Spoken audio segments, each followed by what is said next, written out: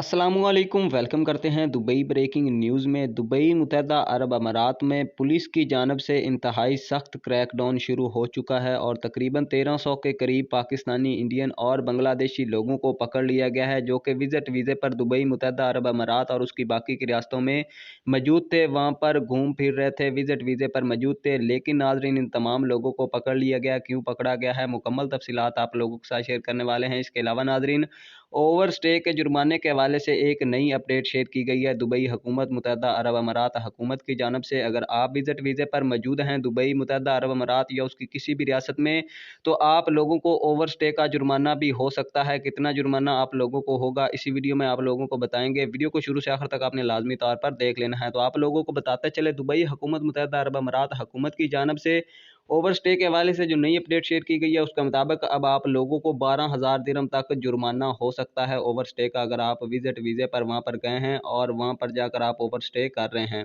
दूसरे नंबर पर Dubai police और मुत्तहदा अरब अमारात पुलिस की जानब से 1300 के करीब पाकिस्तानी, इंडियन और बांग्लादेशी लोगों को पकड़ा गया है, जो कि विजिट वीज़े पर दुबई मुत्तहदा अरब अमारात में आए थे, लेकिन यहाँ पर ओवर स्टे कर रहे थे और गैर कानूनी तरीके से काम भी कर रहे थे। इन तमाम लोगों को पकड़ लिया गया, जेल में डाल दिया गया, जुर्माना भी हुआ है और अब इनको डिपोर्ट भी कर दिया जाए।